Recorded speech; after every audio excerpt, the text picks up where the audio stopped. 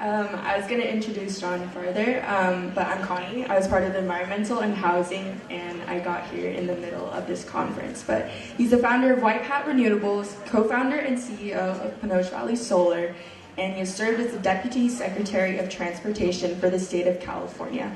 He's also served on the Bay Conservation and Development Commission. Please give it up for John.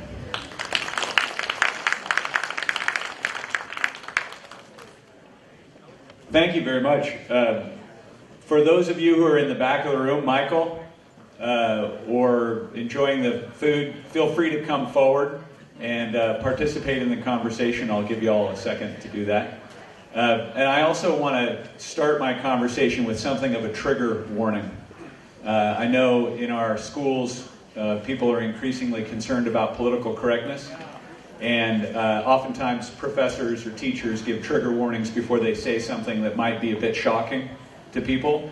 And I'm going to say some things during this conversation that I'm sure will make many existing politicians very uncomfortable and may even offend some of you. So I'll apologize in advance to those who have dedicated their public service and are doing the best that they can within the constraints of the system that we have. So the first thing that I want to explain is what we believe, or what I believe the problem is. The problem in our current state government, and I'll talk a little bit about some federal government issues, but I'm going to try and focus on our state government, is that there is a proliferation of special interests that exists in the way our government makes decisions. This has accelerated and exacerbated political polarization significantly. And as we all know from watching the news, or at least the way we used to watch the news, we're all exhausted. Few of us can actually even tolerate watching the news anymore. At least I can't.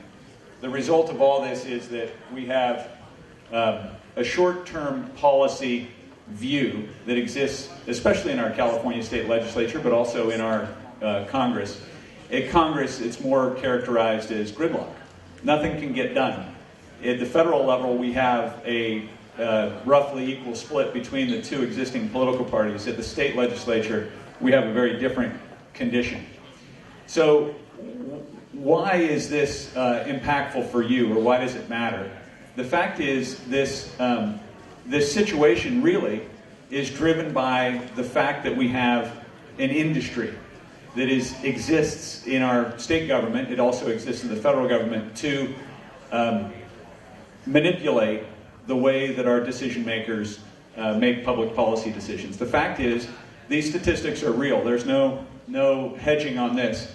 We've spent $1.4 billion influencing or running campaigns just in the state of California, $1.4 billion. And up in Sacramento, as the Assemblyman would tell you, there's 2,000 registered lobbyists. Even more, 2,000 registered lobbyists. Oh, only, he says only. Because actually there are more informal lobbyists who come from trade associations and local governments and so forth, who aren't actually registered lobbyists, but they are influencing the process and twisting arms of legislators all the time. And most importantly, what they're doing is funding this machine that is necessary to win the next election. And that machine has really become an industry. That industry results in a pretty important implication. And that is to say, if you wanted to run for the state Senate, or the state Assembly, or Congress, you need to be ready to put $1 million to $2 million to work an assembly seat. $1 or $2, probably $2 to $4 million to win a Senate seat. Congressman Khanna would probably tell you these numbers are low, but $1 to $10 million to win a congressional seat. And that's just it. If you don't show up with that kind of money, you don't have a chance, right? So what are the implications for you guys? The implication is really quite clear. When a legislator goes up to Sacramento or to Congress, their job isn't to legislate.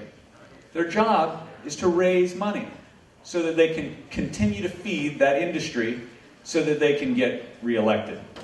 The effect of this is that the special interests who write those checks to feed that $1.4 billion campaign war chest, they are uber alles. They're above all else. what you guys call, when you do, there were some incredibly insightful policy work that the groups presented today, but I guarantee if you take those up to Sacramento and your legislator can take a meeting with you to hear about the Lehigh-Hanson cement plant or what's happening at the Performing Arts Center, they'll rush you through, have a quick handshake and a photograph, and then they'll spend 30 minutes with the lobbyist who's ready to write them a $10,000 check. I guarantee it. And if anybody disagrees with me, raise your hand. Please. I'm sorry, $4,700. Yes, right. You have to have your wife write the other check for the other $4,700. And, or better yet, this is part of the conversation. What you have to do is give the money to the party, and then the party turns around and gives it to the campaign, right? So what ends up happening because of this is our legislators who we elect to go represent us in Sacramento and Washington end up having a inappropriately tight relationship with the leadership in their party.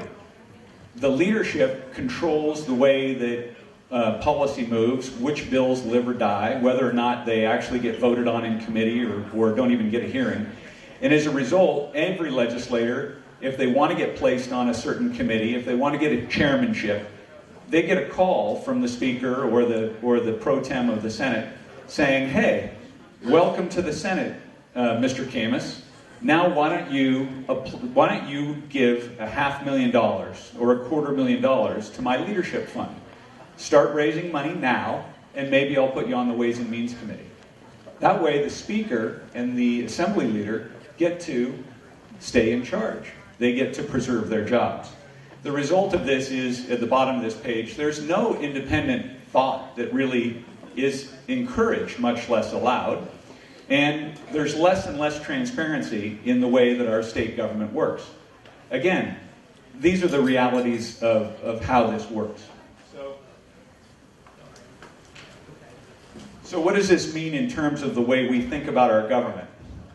This is a statistic that was compiled as it relates to confidence in our federal institutions. So if you look back into the 1950s, 1960s, 3 out of 4 Americans had a high degree of confidence in their federal government. Bring that forward today, and it's 1 in 5. Only 20% of the people have confidence in their federal government. This next slide actually tells the story in an even more shocking way. If you go back in time and look at the good old days, which many in this room are too young to even conceive of, but some of the most important acts that we had in our federal government, the Social Security Act, the Civil Rights Act, welfare reform, these were all bipartisan actions. They included both Republican and Democrats who voted for these landmark bills. But what's happened more recently? Party line votes. It's because the increasing polarization of the way our government works, the way we fund candidates, the way we run elections, and the way we govern after the election has become a complete zero-sum game. So now you have the most important pieces of legislation being passed on a straight party line vote.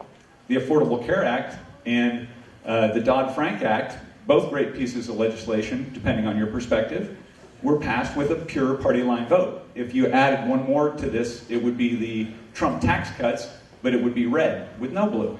So now we have a zero-sum condition where it's all or nothing. Of course, that leads to a campaign process where you have to pay to win, because if you don't win, you end up on the wrong side of that equation. Now, at the federal government, that's a duopoly. You have to be a Republican or a Democrat to really be in the game. In California, it's a little bit of a different situation. It's a monopoly. We literally have a single-party state. It's dominated right now by and for the past 20 years, by one party. They've controlled both houses of the legislature, and for many of those years, a supermajority. Right now, this graphic indicates that the current control of the state legislature or the state assembly is 8 seats beyond a supermajority. So at this point, one party controls everything, and the other party is not even consulted. It's pretty interesting. At the statewide level, if you go back 20 years, there's a few blips of red in the statewide elections, primarily the recall of Governor Gray Davis and the election of Arnold Schwarzenegger. But over 90% of the statewide offices over the last 2 decades have been one party. So in that environment, if you think about how the federal government works, and you see that the federal government has this stagnation or stasis, that nothing can get done because of paralysis and polarization, you'd think, well, if we just had one party, we should be able to do anything, right? But in fact, we have California. And California has some pretty significant and pernicious policy problems that despite 20 years of monopoly rule, we've not been able to solve. 1 in 5 people are homeless. That's the highest rate in the United States. I'm sorry, in poverty. 150,000 people are homeless. An abysmal, abominable, morally indefensible situation that we live in. We're 49th in housing per capita. We have some of the poorest performing schools in the country. Our housing prices are almost 2.5 times the national average. We have the worst traffic in the country. Nobody needs to be reminded of that. There's $1 trillion in unfunded pension liabilities waiting out there for you guys to pay, by the way. Assemblyman Chu and City Councilman Camus and myself will be dead while you guys are paying off the debt to the current public employee situation. And we have some of the highest income tax. We have the highest income tax in the country. So what's the result of all this? Very interesting. Why does it matter? 53% of Californians are considering leaving California. And in fact, 63% of millennials are actively considering that as well. Something to think about. So, if you believe that the monopoly doesn't work, if you believe that the duopoly doesn't work, what choice do you really have? Well, you do have a choice in California, and we're seeing people vote with their feet by registering differently than we do in other states. So what you'll see here is the last this is only 10 years of registration data. And if you look at it as a business in market share proportions, what's happened is the NPP, or no partisan preference, has gained 10 market share points on the 2 political parties. Most of that's come at the expense of Democrats, but the expense of Republicans, but Democrats aren't actually gaining the frustrated Republicans. And in fact, the Democrats are losing a little bit of market share as well. Some might argue that the Democrats are reaching a point where there could be a split in their party between those who are more business-oriented, moderate, light blue Democrats versus those that are more progressive tax and spend types. But that is yet to be seen, and that may be the outcome. What's very interesting about this is throughout this last 10-year program, and this goes back 20 years, NPP continues to grow and continues to grow. And in fact, people are so frustrated with the 2 political parties that they're essentially willing to be unrepresented in Sacramento by not having a party representative there, right? There's 120 state legislators, 8 statewide elected officials, and 1/3 of Californians aren't represented by those people who think about things the way Congressman Camus said, which is he's just going to support whoever the Democratic nominee is. We all might do that too, but for usually reasons of holding the nose and not voting for the other guy, not necessarily because you believe in what that particular candidate wants to do. So the trend is very interesting. It's not just a temporary thing. This is you guys. When you go to get your driver's licenses, you're now invited to register to vote. And that pre-registration process, almost 60% of you are voting against the duopoly and joining nonpartisan preference, or I should say retaining your independence in the process of registering to vote.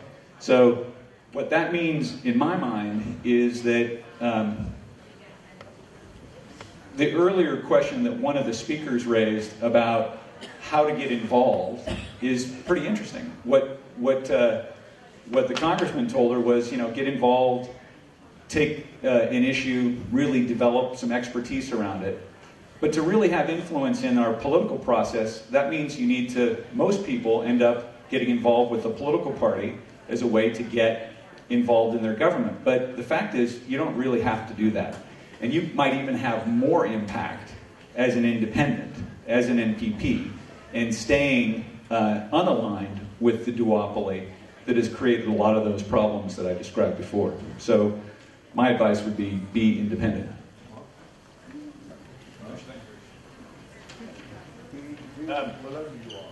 Be whatever you are. That's a very good point, Assemblyman. So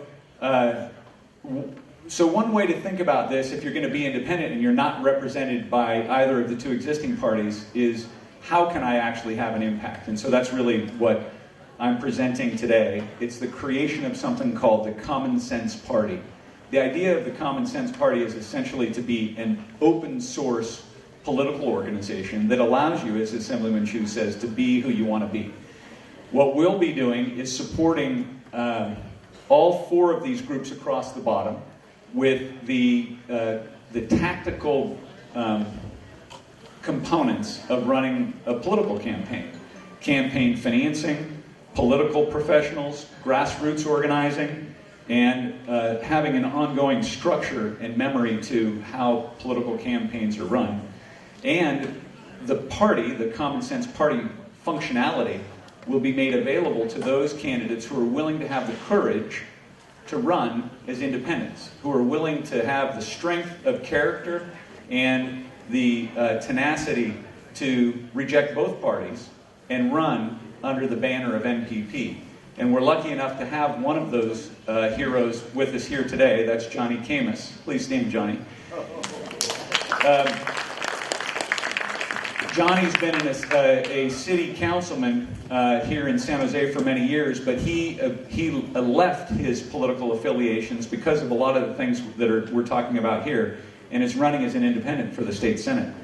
We're also, this is very interesting as well, and Assemblyman Chu, I'd be curious to get your reaction to this, as we get to more, because of our top two system in California, we're having more and more races where there are two Democrats or two Republicans that end up in the general election. We'll see a lot of that around in the Bay Area, where you'll have two Democrats get through the top two to make it to the finals. In that case, going back to what we learned about the legislative leadership and the need to raise money and to be loyal to the legislative leadership, the party is going to pick one of those two candidates, right? They're going to pick one the Democrats are going to pick their favorite Democrat, the Republicans are going to pick their favorite Republican, and the other candidate, who may also have been a Democrat or Republican, is forgotten, abandoned. And the one who is more loyal, more focused on supplicating himself to the leadership, is the one who's going to be supported. So what we're going to do is provide the party responsibility for those common sense Democrats and common sense Republicans. Someday we'll have our own candidates. And then lastly, we're also going to be able to support ballot initiatives that will be very, everyone understands how a ballot initiative works, but the fact is people usually organize around a single issue of a ballot initiative and then don't come together again. What we want to do is actually legislate on those issues which the legislature won't take on through the ballot initiative. So on the next slide, you see that our target market includes a lot of people who are in the Democratic or Republican Party but don't necessarily feel a strong affiliation to their party. And in the next slide is the target market. So if there's 20 million Californians who are voters, if you take those 1/3 of the Republicans and 1/3 of the Democrats who don't feel a great affiliation or bonding with their particular political party, and you take the 5.6 million NPP voters, plus the other million other voters, there's a target market that's well over 10 million, well over 50% of our voters. And the next slide kind of captures that, in that surveys have shown, if you look at those who are kind of light blue and light red, as well as those who are legitimately purple, there's about 2/3 of the California electorate that is covered there. Why is this important? It's most important because we're coming up on a redistricting process where the state legislative districts will get redrawn. And we're also coming up on an era where the term limit rules will lead to, in the 2024 and 2026 elections, 2/3 of the state legislature turning over. So literally, if we are going to make an impact in how our legislature works and whether or not we're going to have legitimate competition, we need to work now to build a local bench of city council people, county supervisors, and school board members who have that common sense orientation and who are willing to say no to the political parties and the political bosses, so that those folks are ready to do what Johnny Camus is doing, and that is taking on the duopoly and running for the state legislature in a couple years hence. And so we've launched the party. We're off and running. We've got approval from the Secretary of State. 15,000 California voters have already signed up with fairly limited effort on our behalf. We expect that the party will qualify in 2020, mid-year next year, so that we'll be qualified in time for the election. Hopefully we'll have a few candidates that get through the top two that we can support in the finals. And we've raised about $500,000. Going forward, we'll focus on a strategy that involves, as I said, looking immediately at city council, county supervisor races, getting ready for 24, 26. And then the idea is that our party will be around for the long haul. And we'll be able to help those people who are independent-minded, whether they be NPP, whether they be common sense Democrats, common sense Republicans, or someday even common sense party members. So thank you very much for your attention. If you want to help, I'll be in the back of the room, and I'm happy to have anyone talk further about this with me. Thank you.